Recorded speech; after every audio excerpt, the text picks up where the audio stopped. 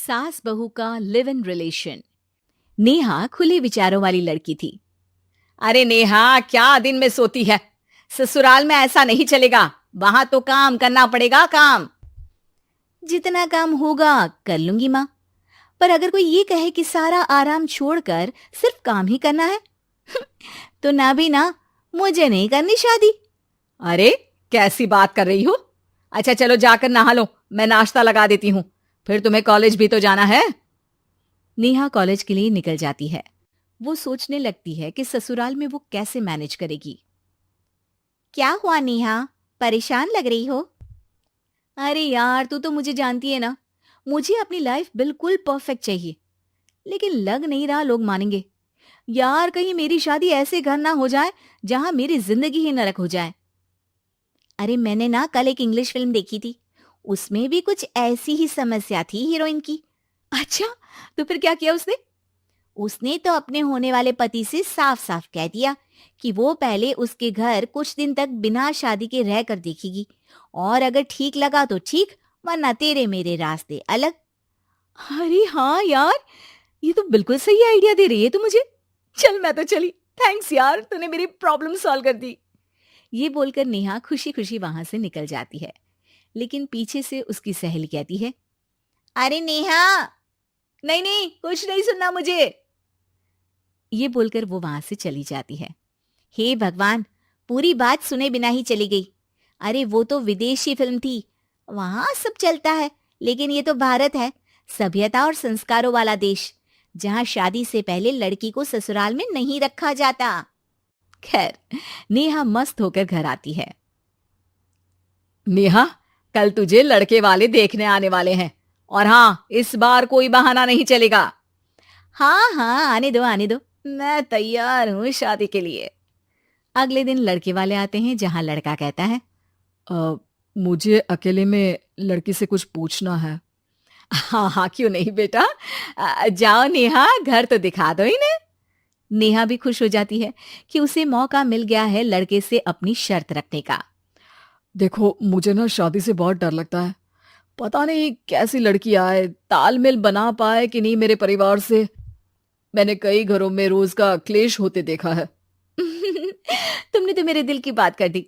मैं भी यही सोच रही थी कि भाई सास तो अच्छी होनी चाहिए, पति सपोर्ट करे ना करे, रहना तो पूरे दिन सास के साथ है। लेकिन मेरे पास ना इसके लिए एक बहुत अच्छा आइडिया है। अच्छा, कैसा आइडिया? क्यों ना शादी के पहले मैं कुछ दिनों तक तुम्हारे घर आकर रह लूं, तुम लोग मुझे समझ लेना, मैं तुम लोगों को समझ लूंगी। ठीक लगा तो शादी, वरना टाटा बाय बाय। क्यों? लड़के को नेहा की बात में दम लगता है। वो घर के सभी लोगों के सामने नेहा की बात रखता है। अरे पागल हो गई है क्या? ये कैसी शर्त है? अरे शादी से पहले मैं क्यों तुझे किसी और के घर भेजूंगी रहने? अरे लड़की के ख्याल तो 20 साल आगे के हैं, इतनी भी खुले विचारों वाली लड़की नहीं चाहिए हमें। अरे माँ, क्या बुरा और गलत बोल रही है ये? रहना तो हम दोनों का है ना। कल को कोई परेशानी आई तो तुम सब तो ये बोलकर निकल जाओगे कि जिंदगी तुम लोगों को ही निभानी है। तुम लोगों को जो करना है करो, तब क्या करूंगा बताओ? सबके समझाने पर वो लोग मान जाते हैं। वाह, मैं 2-3 दिनों में पैकिंग कर लूंगी, तो आकर मुझे ले जाना। और नेहा पहुंच जाती है विशाल के घर। आओ आओ, ये रहा तुम्हारा कमरा। इस घर में तुम एज अ गेस्ट रहो, लेकिन माँ तुम्हें बहू की तरह ही ट्रीट करेंगी, और तुम भी उन्हें सास की तरह ही रखना। बस फिर क्या था, शुरू हो जाता है लिव इन सास बहू का ड्रामा। अरे चाय तो बना दे बहू। जी सासू माँ, अभी लाई। नेहा चाय लेकर आती है कि बस चाय लेकर आई हो, इसके साथ पकोड़े भी ले आती। लेकिन आपने तो बताया ही नहीं कि आपको चाय के साथ पकोड़े भी चाहिए। हाँ हाँ, अब तो पता चल गया ना। रात को खाना खाने के बाद नेहा किचन में खटर पटर कर रही होती है। क्या हो रहा है वहां नेहा? माँ जी, मैं ना रात को अदरक वाली चाय पीकर सोती हूँ, ये मेरी आदत है। अच्छा, तो जरा मेरे लिए भी बना देना।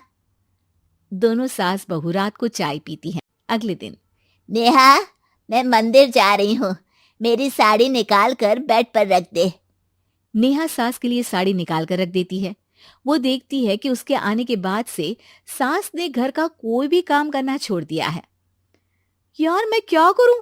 ऐसा ससुराल तो मुझे नहीं चाहिए था जिसमें मैं ही सारा काम करूं। मैं तो ऐसा घर चाहती हूं जहां सास और बहू दोनों मिलकर किचन में काम करें। हे भगवान, रात को चाय पी ली, पेट में गैस बन गई, अब तो चला भी नहीं जा रहा है। मुझे तो ऐसी बहू चाहिए जो हेल्थ के प्रति कॉन्शियस हो, क्योंकि वो ठीक रहेगी तभी तो मैं ठीक रहूंगी। दोनों समझ जाती हैं कि वो लोग एक दूसरे के लिए नहीं बने हैं। अगले दिन नेहा, जरा चाय तो ले आना। नेहा चाय के साथ चिला भी बनाकर ले आती है। सास खा पीकर सो जाती है। अगली सुबह तेरी बुआ सास आ रही है, उसे मैंने तेरे बारे में बताया है। तभी वहां गंवार सी एक महिला आ जाती है। चलो यहां से निकलो, कुछ नहीं है खाने के लिए, जाओ। ए नेहा, तमीज से बात करो। ये मेरी ननद यानी आशीष की बुआ है।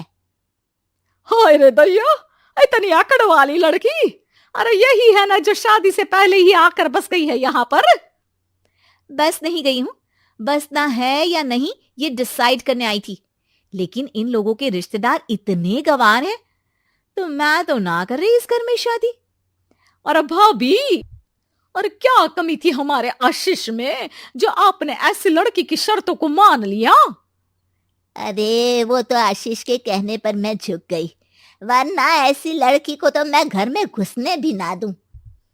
ए हेलो, ऐसी लड़की कैसी लड़की? हाँ, बिना समझे बुझे शादी कर लूं? अब तो समझ गई ना कि हम लोग गांव के हैं। भाभी को खाट पर सोना और रिश्तेदारों का गांव से आना जाना तो लगा ही रहना है इस घर में। हाँ हाँ, मैं तो किसी मॉडर्न घर में शादी करूंगी। ये बोलकर नेहा वहां से चली जाती है। अपने घर में आकर नेहा कहती है, ना मां ना, लिव इन में रहकर देख लिया, ये गांव के लोगों का कोई भरोसा नहीं है। खैर, नेहा की शादी एक मॉडर्न घर में हो जाती है जहां सास कहती हैं, हे नेहा, मैं टेनिस खेलने जा रही हूं, आओ तो जूस बनाकर रखना, और हाँ, वॉलनट्स और ओट्स भी बना लेना। जी माँ। माँ मॉम बोलो डार्लिंग, माँ इज ओल्ड फैशन।